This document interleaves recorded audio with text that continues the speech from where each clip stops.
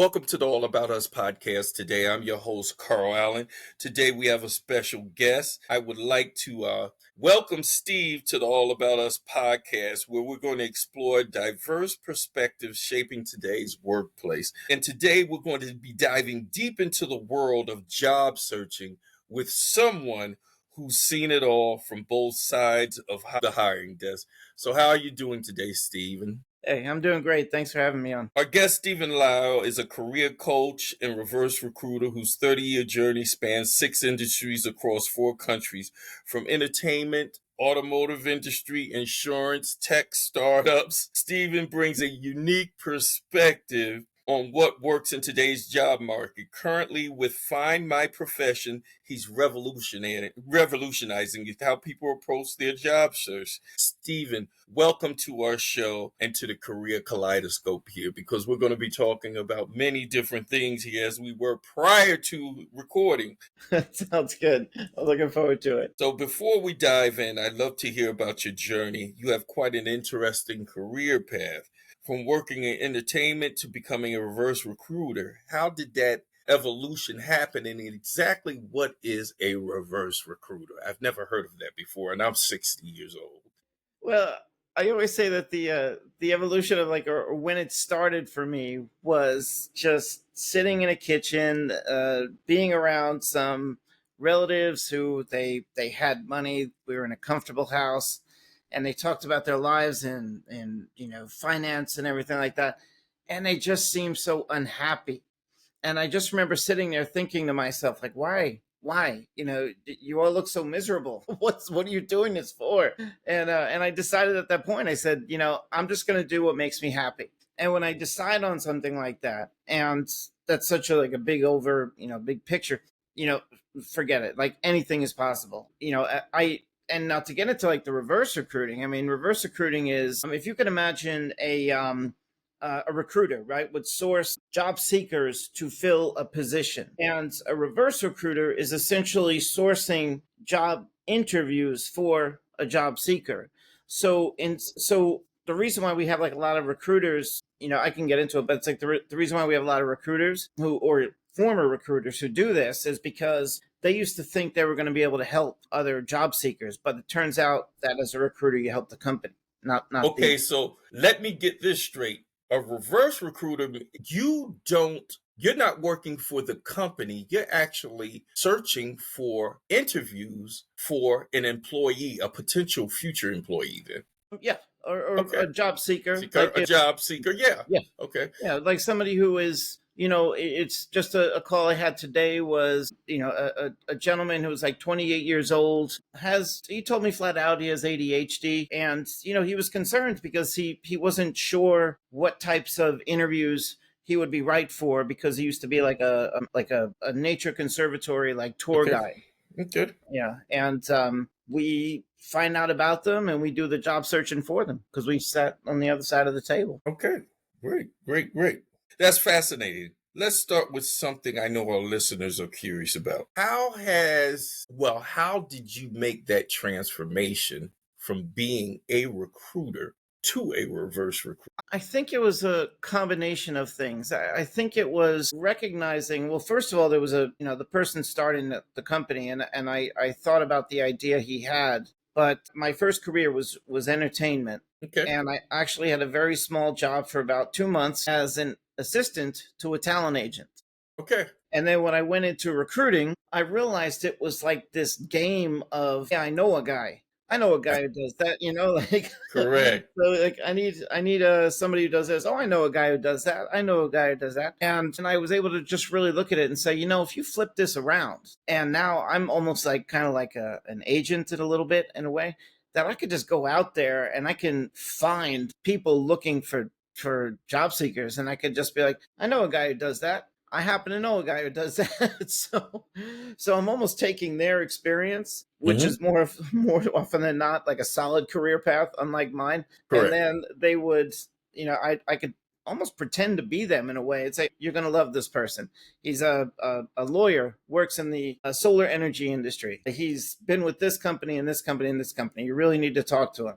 They're like, okay, it's very much elevator pitching to, I think, a lot of people out there. So it's kind of fun. I get to actually be other people's experience, and then say, I know a guy looking for that, so I'll Well, get you. just your conversation made me reflect back on actually how the job market and the landscape has changed over the last 40 to 50 years. I mean, when I was a teen going into adulthood, a lot of, jobs and positions was based upon nepotism or who you knew. Yeah, yeah. And so that's how people got into job positions. And basically, once you got in a job, that was your job for 15, 20 years until you retired. And then we had this whole upheaval in the job market. I mean, it seems like, I guess in the 80s, I think things started transitioning and changing, and nepotism and who you knew at the basic level, at the lower level for the everyday people, that kind of went out the window. It's still there at the higher echelon. Who you know, and nepotism and family, a lot of that plays a role at the higher echelon. Upper management, that still plays a role. But for everyday people now, it's become, far different and far more difficult to get a good job and getting into a great career. You've been helping people seeking jobs since 2007, Mhm. which means you've witnessed massive changes in hiring practices, especially with the rise of social media and new technologies. What are the biggest mistakes you see people making in today's job market? Well, the very first thing I always call people out on is they immediately devalue their own experience. They Mm. they believe that, if, for example, like if I knew how to run a podcast and then suddenly I needed a job, that suddenly, for some reason, because I need a job, my experience and my value is somehow worth less than someone else's. They do that, and it unfortunately starts them off with the wrong mindset. The other mistakes people make is listening to advice from other job seekers, and it's not to. This has been going on since I remember. It's the misunderstanding. Like, if you have a community of job seekers and you all need a job, right? You're not going to get help from each other. You want to listen to what the people in hiring are doing and how they are thinking. Job seekers will have lots of theories about how to get jobs, but they have to be based on what the hiring managers are thinking, and what their business practices are. I think the other one is a big one is being completely unaware of how the technology works in hiring. There are tools out there like Calendly, LinkedIn. There's a hiring process, and there's also, the social media platforms don't tell you what they do. So you don't know how you appear to other people when somebody's saying, "Oh, look at this candidate, let me look them up." And then maybe the profile picture is wrong, or maybe you said something kind of in support of something on one day. They're unaware of how they appear to other folks, and that can really hold them back. And a lot of what I do is like try to get all that straightened out. How does a person get into the mindset of what HR, what these hiring managers are doing, or and what they're looking for? Is there any way they can do that on their own, or must they come to a professional like yourself to understand the mechanisms and trends that are going on with the people actually doing the hiring and what they're looking for and the processes that they're going to go through in order to find the right employee? Because, see, that's the difference. Years ago, they just wanted a warm body. Now people are looking for the right type of employee. Yeah, it's very true. They do that where it's, if you can post a job and then have 500 to 1,000 people apply, where it all says that they can all do the same thing. The difference maker is who cares about wanting to work there. Who is, I'm not going to bring up culture fit because you find that out during interviews, but they care about like who really wants to be there in the first place. It's not enough to match. It goes to a deeper level. But for getting in the right mindset, I think people defeat themselves when they walk around thinking like, I need a job. I need a job. And think about this. Like, if you ever worked with your dad on a car or something like that, and you walked out and you'd say to him, "Oh, hey, what are you working on? Can I help you with that?" And your dad'd be like, "Yeah, go get me something to drink, whatever." But you felt like as a kid that you were helping him. But you did start to work. That's actually what works nowadays, because it's the idea of, don't go around saying to people what you need. Go around to them and say, I love what you're working on. Would you maybe want to work together on it? That's really what I think they look for, are people who want to actually be there in the first place. Engage. Yeah, yeah, it really is a big deal. It's like the value you bring to the table aside from what has been posted in the job. Most Well, job it's, postings are copied from other places anyways. yeah, and once again, and it almost always seems like people are not interested in helping those who are in dire need. I mean, you have to approach anything with some type of self confidence, a level of interest, and a level of purpose. If you're like, oh, I'm willing to do anything, I just want any type of job, is there anything? They're not going to be interested in you. Yeah. No one hires you for being able to do anything. They hire you for being able to do what they asked for. Right. You don't get a job by going into an interview begging for a Right. job. Right. It's and I think even too sometimes believe they sometimes don't even understand what begging is. It to tell someone that you're qualified for a job is not to beg. To beg is to say, I don't know what I'm doing. I'll just put me in any kind of job. Put me in a mailroom, or put me in this position. I'll just do my best. That kind of thing. Like having an emotional argument for why you should be hired, but not a logical, strategical one. It's tough. I see the people on the streets with the open to work sign, but you know what they should be saying on those signs? They should be writing, I can do this for you, and then write out every single little skill that they have and tell them how much they'll cost. Because you know what that does? The person now doesn't feel like they're saving anybody. No one likes to feel like they're saving people. It's Right. it's too Yeah. much, weighs too much on the soul. And I once again, that was one of the messages. I guess that's what I was trying to say. Do not go into a job presenting yourself to an employer like, I need you to save. Yeah.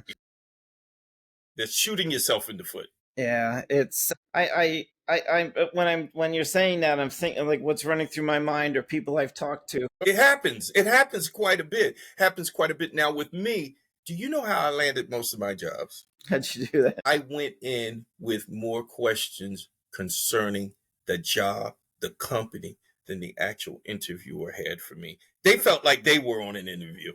Yeah. And then sometimes I had more knowledge about the particular job because once again I'm a scientist than the person who was interviewing. And so once you're able to engage with them on that level and you're asking questions, you're interested in particular specifics. And it's not just, am I a good fit for your company, but is your company and is this job a good fit for me? I'm interviewing you too. Right. Right. They find that interesting actually. Yeah, they do, and it shows that you also have something to bring to the table because you knew enough to ask questions. That's not. It's not. Let me sit there and then interrogate me. Right, exactly. Well, you're part of the process. Now COVID really brought something in which I never expected. Work from home for major corporations, Yeah. working from home. That was that. I mean, that was just something that we never thought we would see. But we're going to have to talk about remote work, which has become such a crucial part of the modern workplace in one way or another. And how has the shift changed the job search process? Do you see remote work suffering a backlash in the near future? I do. I want to say that I want people to kind of understand first, so that remote work has been around longer than most realize. Like it's been around since I think the late 1990s and it would come and go. Like I've actually, I've told you privately that I deal with epilepsy, and I've been working remote since 2009. And when I had to look for a new job in 2013 and 2016, I was kind of the weirdo of job seekers because I had spent so much time at home. So now it's like, you're okay, Mr. wants to stay at home all day, but then 2020 hits. And now all of a sudden it's okay, well, Everybody's panicking, and I'm sitting there like, I've seen all this before. This is nothing. People walking around in the background and all that. So Right. I went through all that in 2010. I mean, we just ironed that out. But there is a bit of, I think what's happening now is that companies are realizing that they have the commercial real estate that you can't just sell. Right. There's the other issue that of logistical issues with HR, because if you have, 100,000 employees in 50 different states, you're talking 50 different labor laws. It's an HR nightmare. And then also you have to worry about productivity. 2020 was a different time. We were forced into working from home.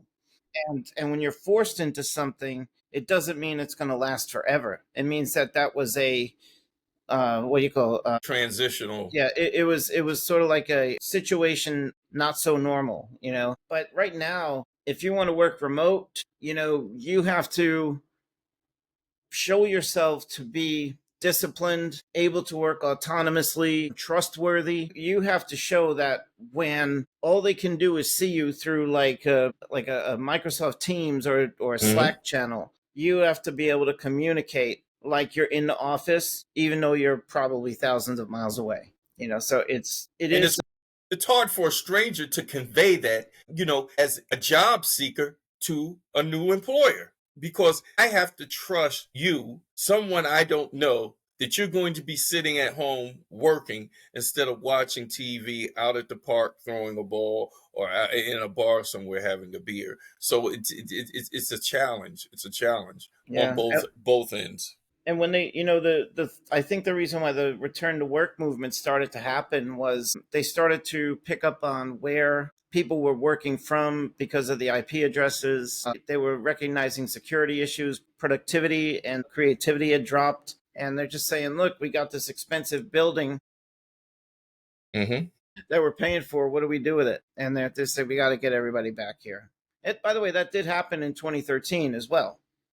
How? Yeah, it happened in 2013. There was the tech incubators that were popping up around the country, like Silicon Valley, Silicon Alley, Hmm. Silicon Slopes, Silicon Desert, Silicon. There was like Tulsa, I think it was. Hmm. They were just all over the place. And then, 4 years of working remote, they were realizing like, something's missing here. People are starting to fade away. We're losing people. They're quitting and not telling us. They are disappearing for hours at a time. What do we do? And they just said, forget it. Let's bring them all back to the office.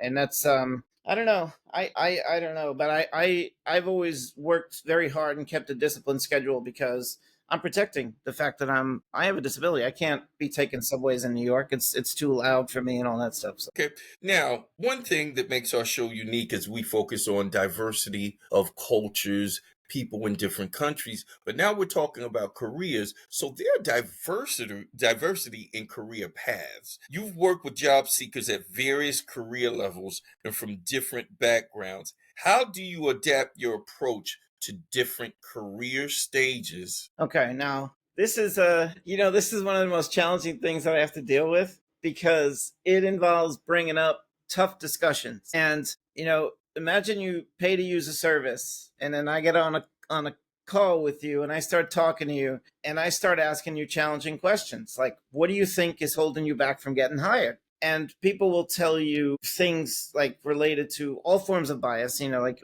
just name it, run the gambit. It just could be anything. And the thing I say is, it's like, bring it up, put it on the table, and then tell me exactly how you feel about these obstacles. Why do you believe that it's holding you back? And then after that, I actually give them sort of narratives to use to kind of show that what they're dealing with or what they believe to be an obstacle is actually an advantage. I'll talk about an example in a second. So the other thing I try to make them aware of is that they have to also share that narrative through technology. Because what people in hiring do is that if they see something and they don't want to ask a question, they move on. I don't know. It was a study showed a few years ago 90% of rejections through applications happen on first impression. And I think to myself, all right, now I know what the game is. First Mhm. impression, it's got to be a good one. So I'll give you a good one. Somebody might live in Bogota, Colombia, country code 57, and then the full numbers on there. They want to work in the U.S.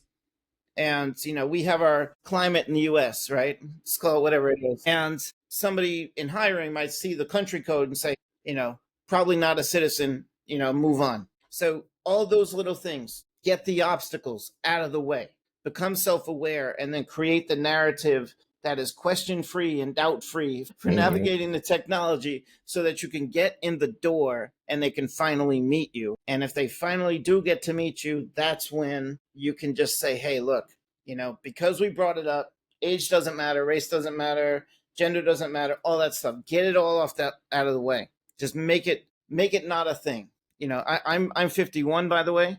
Okay. I spent the majority of my acting career playing 17-year-olds. Wow. I grew a mustache and my agent dropped me. And,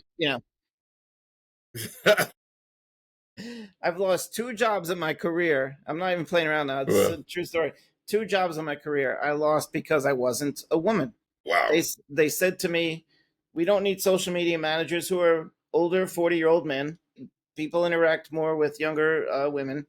And I worked for the General Motors Auto Show for a little while as a trade show host. And they said, people coming to the trade shows want to see models, not, chubby little guys standing next to So they said, we're going to replace you. And I said, okay. And I realized, like, there's just some realities to people you cannot change. And you know what? Bring up the obstacles, get them off the table, set up the narrative so that you get the interview. And then once you're in the door and they're interviewing you, from there, they can't do anything because by that point they've met you. You know what I mean? Yeah, exactly. But it's interesting. It's very interesting what you stated concerning you lost 2 jobs because you weren't a woman. Because that's something that a lot of people don't think about. There's certain careers that are more geared towards men than women. Let me give you for instance. I decided in 2020 to get into the nonprofit industry. Guess what? Nonprofits are dominated by women. So when I engage with philanthropists or other nonprofit entities, I'd say 80 to 85% of the time I'm talking to a woman. They're used to engaging with women. And so I found that I was having an uphill battle. If it became okay, them working with this nonprofit that's ran by a man, or I'm speaking to a man, or a nonprofit that's a woman that I'm communicating with. Yeah. It went that way. And I'm not saying there's anything wrong with that, but what I had to do was adapt. I had to start bringing women in to actually run those areas of the company where you're interfacing with people who are outside, because that's what they're used to dealing with. And so once again, it becomes very important, if you can, to just get some perspective on your career and how it's segmented and marketed, culturally and socially, because you can run into instances like that where you put yourself in a position and you're not aware that there could be an uphill battle because you're not the right sex. I think you need to prepare yourself for it. It is something that we cannot control. We can control what we do, but we cannot control public perception. No. And we can, some believe like, well, that's wrong. I don't want to perpetuate a certain thing. But when people tell me that, I say, then you have to start a company and set the example. You can't ask people where you have no power to change for you because they're not going to do it. You're right. I've talked to so many people about this that the reason why I get rough with them about, and it is kind of a tough love thing where I bring up, let's bring it up. What are you concerned about? I'm concerned I'm too old. I'm concerned because I'm a woman. I'm concerned because of this. I said, all right, tell me why. Let's just get it out. And now I say to them, all right, you brought it up. Now we're never going to talk about it again. Doesn't matter. I've talked to people 65, 70 years old that I've gotten jobs for. You would have thought they were 30 when you talk to them because This is another topic about confirmation bias and why we believe we were rejected.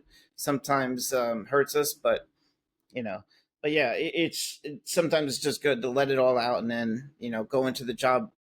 Because by the way, people are not, I don't know if you feel this way, but people are a lot nicer today than when I was starting my career. Yeah. I feel that way because I had to go to the job interviews with the ink on my hands from the Right. newspaper where I found the ad and all stuff. Right. you Right. know. But anyway, Now, because of your approach, you deal with potential employees in their environment, in their home. When you first contact them, they are sitting at home. What are some of the most destructive or wow moments that you've experienced with you stepping in and you talking and you're seeing someone for the first time in their home, not at a job interview, and you can pick out and say, well, you're going to have to change that. You're going to have to change that. You're going to have to change that. What are some of the most shocking things you see that they're not aware of that could potentially prevent them from getting a job or blowing an interview? oh, wow, that's a great question. I love that question. There are just people that come to mind, and it's biggest. The biggest one is, and I had a boss in Germany, by the way, once, and it was like this. It was the biggest one is when the camera comes on and you can instantly read the person is just ready to fight, and you don't know what is going on in their minds, but they look like they want to argue with you about something. And you get the feeling off their face, like what's going on. We have 45 different facial muscles, and that camera comes on, and let's say like the camera came on today and I'm looking at you, and it comes on, you're like this, those little things, like whoa. Right.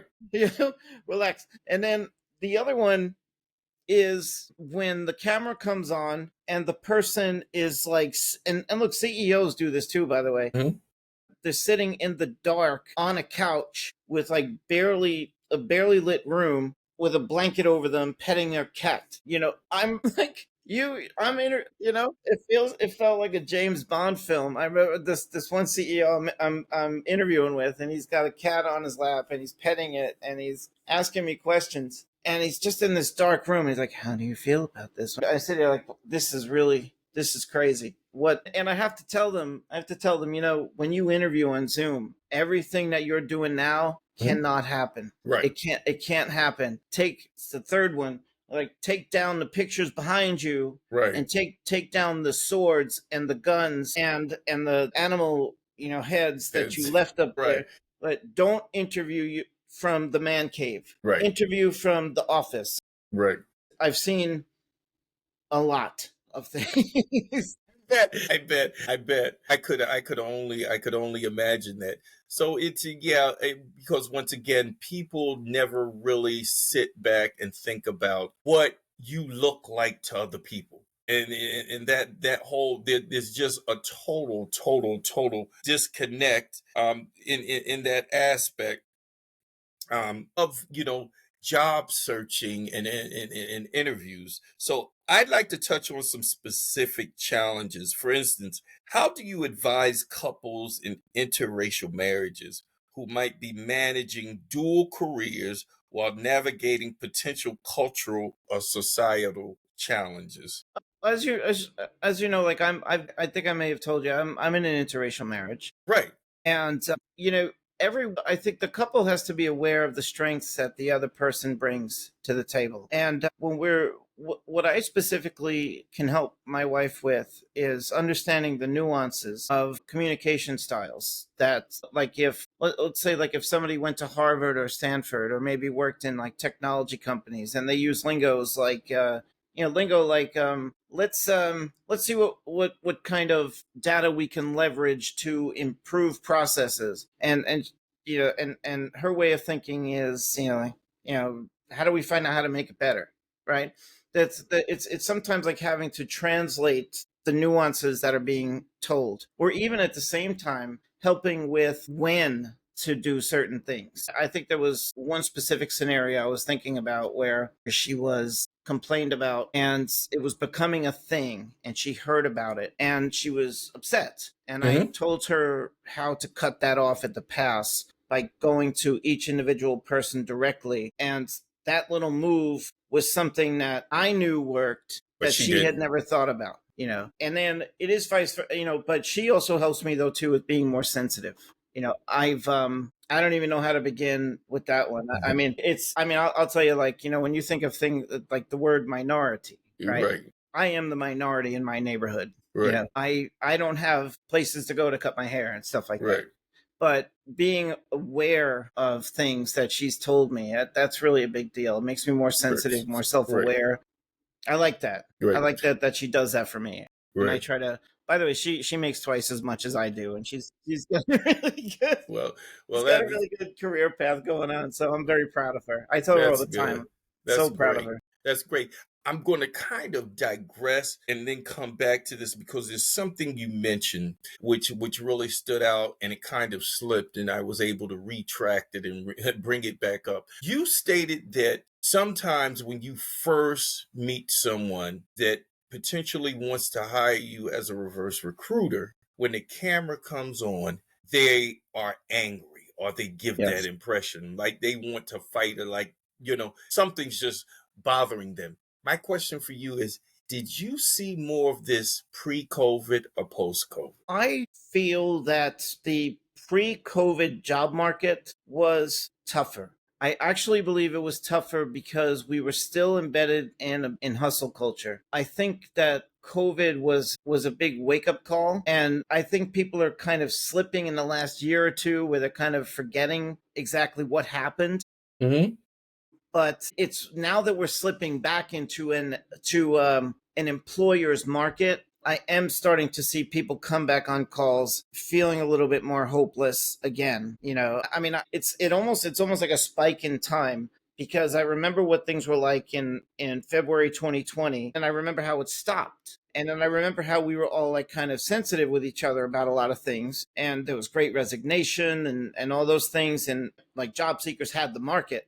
But now it's flipped, and now people are falling back into the aggression towards companies. Why are people ghosting me? I don't want to be the one that deals with whatever somebody said on LinkedIn said. So yeah, I deal with a lot of aggression now, and I think it's So you are seeing now people starting to come with preconceived notions, yeah, basically. yeah, And once again, I'm going to tell you one of the interesting things I've seen about COVID. Prior to COVID, I mean, we see things, but we kind of don't say anything about it. It's kind of like subliminal, subconscious. COVID hit, and then you go back to these same places, and what I noticed was locations that I used to see mostly all white Caucasian people working at. Now I suddenly see Black people and people of culture working there. It was like during COVID, like white people did not want to come out and work these jobs. So it was like a lot of jobs, entry level jobs at certain companies, certain stores, and everything just opened up culturally. I mean, and now you see that shift backwards again. yeah. Did you realize that same thing? I did. I always laughed about the fact that, well, when during COVID, like working in my position, like we actually stopped reverse recruiting because there were Okay, hiring freezes announced. right. And then I started to work in this kind of customer service position where we sold resumes, and I would get calls from nurses, teachers, and then I mean, you can imagine anyone on the front line saying, like, kind of like, redo my resume, get me out of here, I can't deal with this. And it was always the same. I noticed it from the I was in to be honest, I was in Richmond, Virginia during the pandemic. It was a weird thing that happened where I went down to check out Virginia, then COVID breaks out, I don't end up back in New York. And so I was down in Richmond, by the way, Mm-hmm. which was kind of a hot zone for and I remember. Gun violence. There's a lot of shooting. I'm going to sugarcoat this. Richmond is probably one of the most dangerous locations in the United It States. was, and it was too, in I mean, this gets into like George Floyd and stuff, but yeah, it Right. was. I was on Monument Avenue during a lot of that stuff, and that, I do remember the people delivering the food.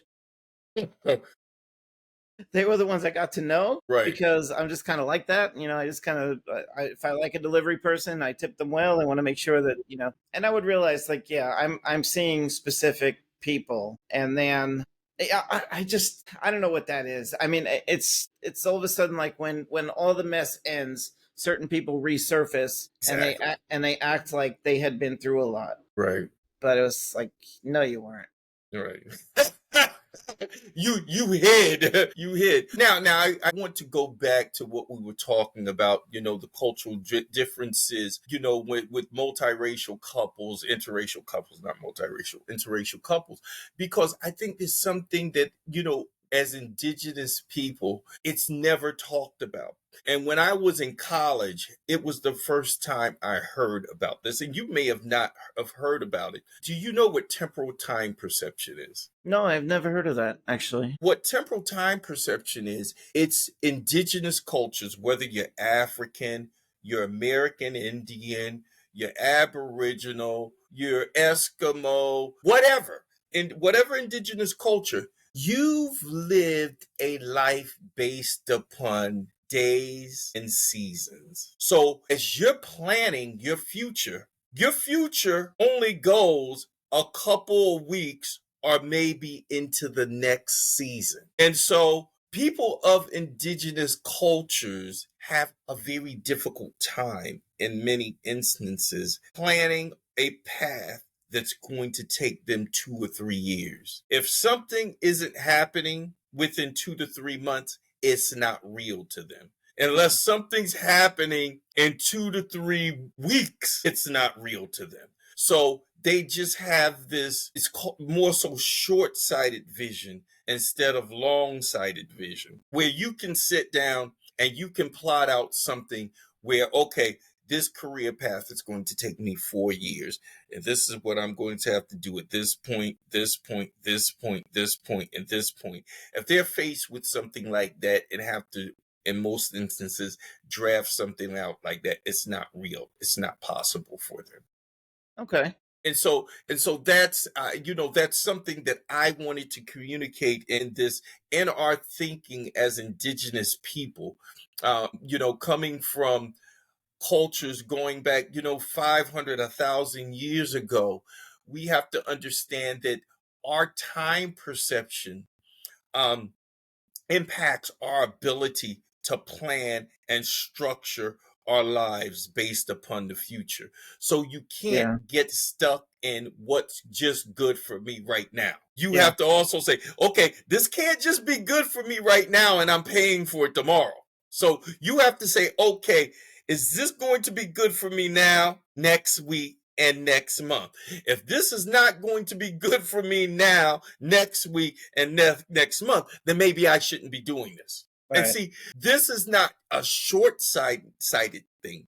This is in our DNA, and it's something that we have to overcome and we have to work against. That is definitely what you said there is very true. When I think about with my wife, I tend to be a better long term thinker. Yeah, exactly. I can predict what's going to happen 5 or 7 years down the road because of certain things that are happening now. And not a lot of people can do that. No, They only see 6 months into the future. yeah, a lot of indigenous people, they can't do that, and I'm stating that because you have to be able to. We're at a time frame now where you have to expand your perspective. You got to be able to see further down the road than what most of them are looking at right now. Yeah, that's very true.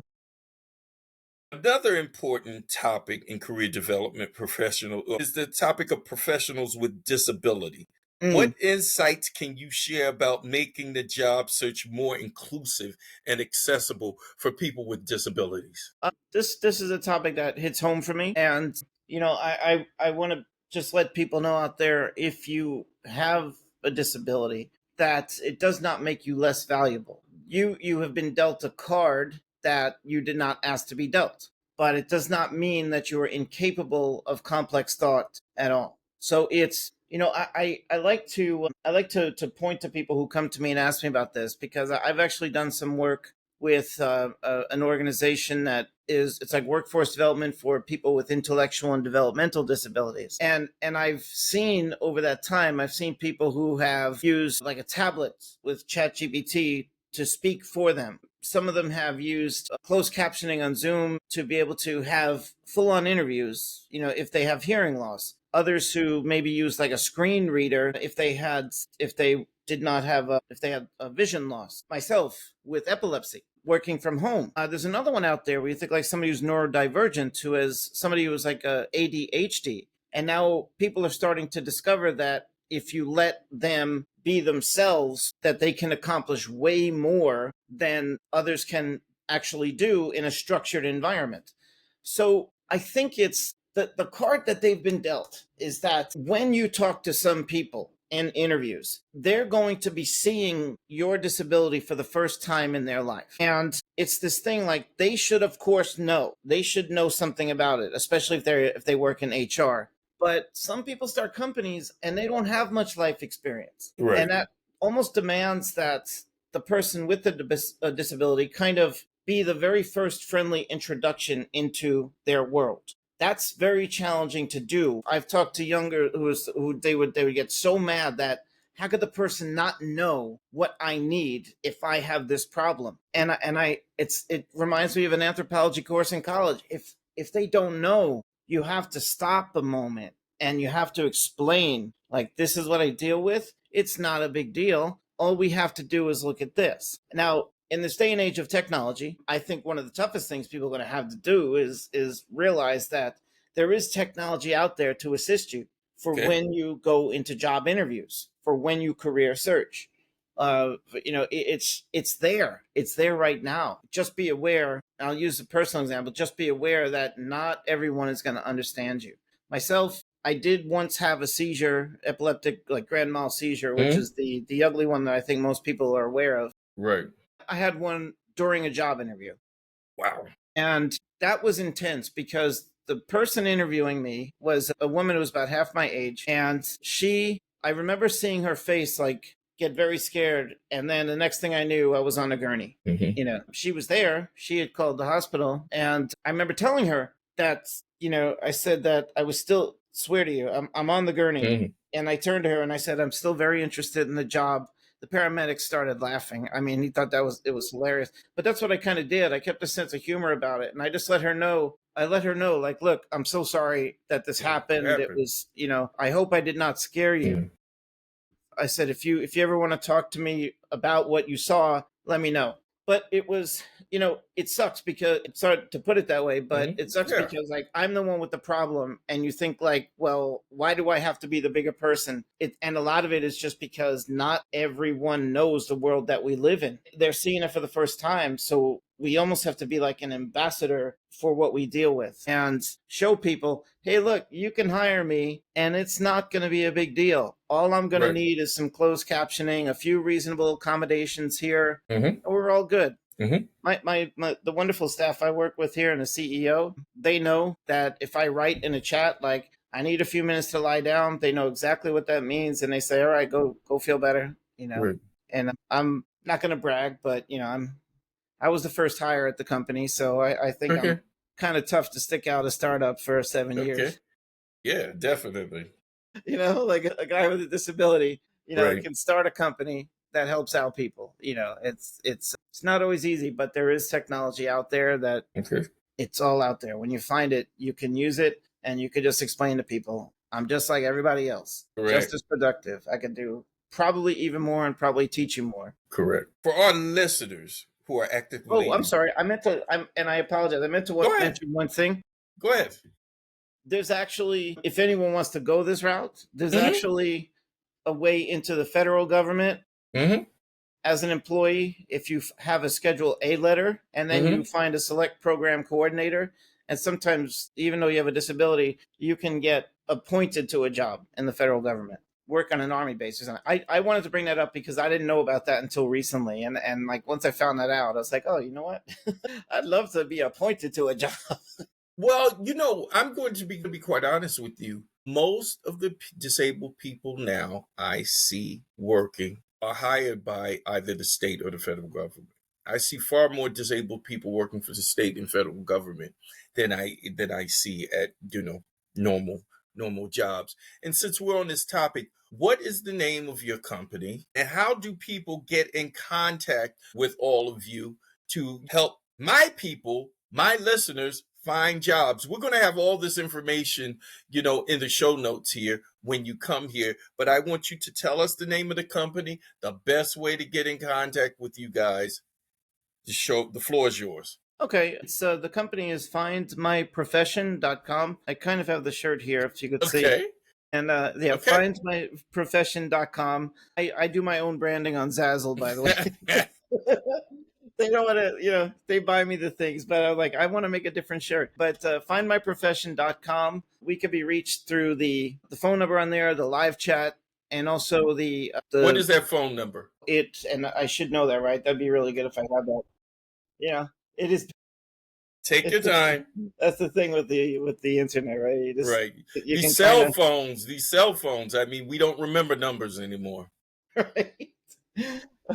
I still, it's a weird thing. There's 5 different ways to say hello nowadays, You're so right. it's easy to forget. The number is 831-888-0967. And you can also find, I'm very proud to say we're kind of like a very human company. So we don't hide behind tech layers. Right. So you can find me on like LinkedIn and, we're also on like Instagram and I believe Facebook and I think TikTok as well. Okay. I hang out on LinkedIn a lot. So that's where you can always find me. Okay. I write a lot on there giving career advice. Okay.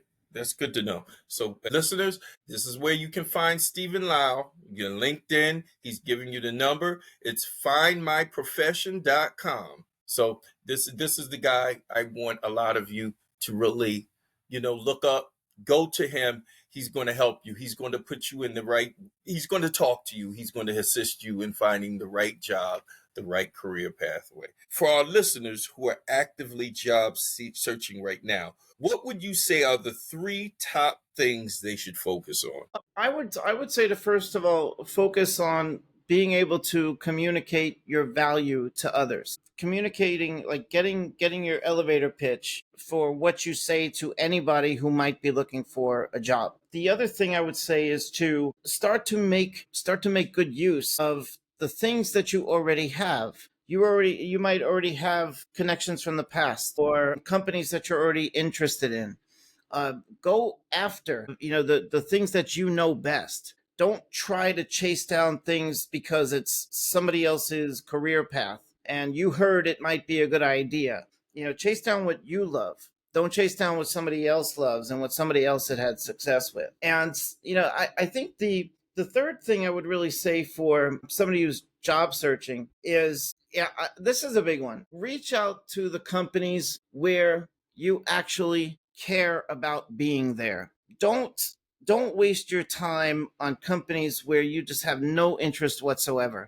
Just using a quick anecdote here from when I lived in New York City and Times Square changed. And this was like the old Times Square becoming the new one. This is like mid-90s. There were opportunities all over the place. And I remember there was like an MTV, there was an ESPN, there was like a Disney store, there was a Virgin Records, that was my thing. I said, I gotta be in the middle of this. Don't go into financial services because it just seems like the thing you were told you should do while you were in school. You're going to have so much more career enjoyment, so many more rewarding experiences by following by addressing the companies that you want to be a part of. Well, it goes into our discussion before we even started the podcast when I was talking about it doesn't matter how talented you are in something. If you don't like what you're actually doing, you're going to have a difficult time being successful. So, yeah, so that kind of keys in on that. Well, now we're going to go into that part of the show, which we call flip mode, where you get to ask me 3 questions. Okay. So I'm ready for your 3 questions. All right. This is now I do these things for Find My Profession called career discovery calls. And sometimes I like to ask people questions to catch them off guard a little bit, just to learn about maybe what they would like to do. Okay, now, have you ever seen the film The Matrix? That is one of my favorite. Okay. So as you know, maybe if you remember in the film, he sits in the chair and they put the thing in his head and they're able to upload programs. It's called jacking. Yes, for him to learn a new skill. Mm-hmm. If you had that capability, what new skill would you want to learn right now? Ooh. See, that's a tough one. I mean, the skill I would want to have is the skill that jacking gives you, instant recall. Okay. Okay. I think so I always like to ask that question. Like somebody might say, I always wanted to learn how to, and they would say things to me like I always wanted to learn kung fu. Well, see, the big thing with me is, and what I've learned in life is, a mistake is a big mistake when you don't realize that you've made a mistake. I mean, there's sometimes you make a mistake and you can't recover from it. But there's sometimes in life where you make a mistake, and if you immediately realize you made a mistake, then you can step back. And for me, that ability to just like instantaneously recall particular things or instantaneously tap into something and know, "Oh, nope, you shouldn't have done that," or "Don't do that." I mean, just having that extra sense of guidance, almost like ESP, extrasensory perception. I believe in that. I actually try and tap into that.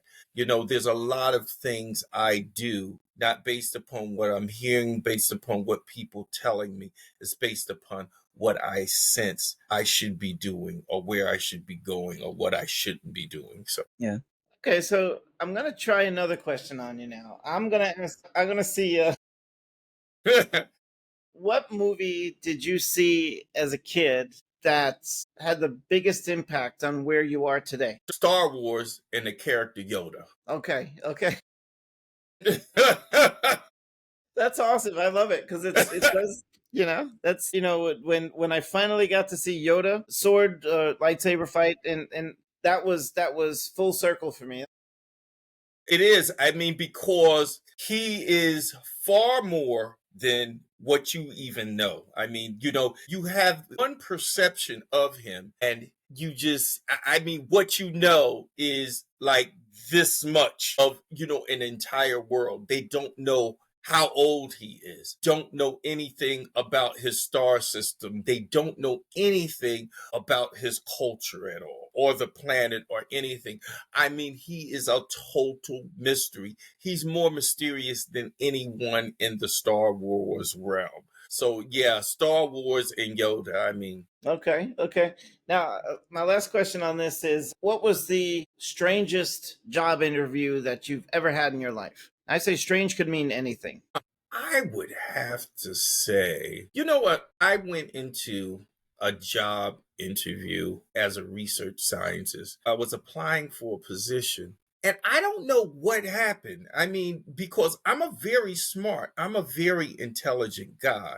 But I walked in and they gave me like basic questions, and I gave the wrong answers to just about all the questions. Were the questions easy or were They they? were easy. They were easy. And I walked out of the building. And I was like, why did you give those answers? You know, those are the wrong answers. And as I was walking out of the building, I just had a sense, I guess, there was something in me that told me, you don't want to work here. This isn't the place for you. So my subconscious just took over, and I gave answers that were opposite to the question, or I gave answers opposite to the answer they were looking for. And I know they must have looked at me like I was crazy. They must have looked at me, to this day, I can't understand what happened to me. Wow. Like, That's and I'll give you, for instance, they asked me, what is sodium hydroxide? It's a base. okay, okay. I said it's an acid. Is that the was it the mind switch where your mind knows the answer so well that it says the opposite because it can't believe how easy the question was? It was just, I mean, and it was like 3 questions they asked me like that, and I gave them the total opposite answer, and the interviews were over. And I mean, I don't, you could ask me that question like 10,000 times, and I would never get it wrong. But that day, that interview, anything you asked me a question on, I was giving you the wrong answer. Can't explain it. 30 years ago, I can't explain it. That's wild. I don't know why that. I don't know why that happens. Like sometimes we just say, like, I know I have to go left. I know I have to go left, and then for some reason we turn right. Exactly. I don't know how. It just did that. Exactly. So yeah, that was a strange interview, and I had to dig deep to recall that. But thank you for making me share this giant faux pas in my life that I only ever did one time. I think it is good to know. I mean, it happens to everybody. I mean, we just have those days where we bomb things, and it's just out of our control, and it almost just seems like it's The like, universe. yeah, like some other force just said, go and do that, and you feel like, whoa, I just completely said something incorrect, and Right. I don't know how to come back from that. Yeah, you can't come back from it. It just sets you on a totally different trajectory. Before we wrap up, I have to ask, with your experience across 6 industries and 4 countries, which we need to talk about those countries, what's the one universal truth you discovered about successful career development? You know, I'll be real simple about this. It's all out there. You have to be curious. It's not going to leap out of your device. It's not going to be handed to you. You have to be curious. It's all out there. You have access to it. I was involved in, strategizing for the creation of social media platforms back in 2007. And I just remember thinking about that. Like, I'm going to be able to talk to somebody in Nepal and Tibet, and I'm going to be able to talk to somebody in Ireland and these parts of the world that I've never seen before, that I only hear stories about, and I can work with them. I mean, that mindset is amazing, but you don't discover it until you get curious, and it's all out there. You just have to keep looking and searching and searching. Not running a campaign, tracking conversions. No, you have to be searching and being curious. Well, Stephen, this has been an incredible, insightful, fun experience for our listeners who want to learn more about your work or connect with you. And I'm just so happy to have you as a resource for our listeners. Once again, the information to connect to Steven Lowell and his company will be in the show notes of this podcast. Once again, can you give us the name of your company, Steve? Sure, it's Find My Profession, and at findmyprofession.com. We can be found obviously by that website, but also we're quite active on LinkedIn as well, as that is a good platform to be on for businesses helping with people's careers. I want to thank you so much for sharing wisdom with us today, not for us today, with us today. Our listeners are really going to be impacted and blessed by everything which was communicated today. Listeners, don't forget to subscribe. Reach out to me if there's anything you need, any way we can help you, contact us, and reach out to Steven Lowell if you need a job. This is the All About Us podcast signing off. Have a good day.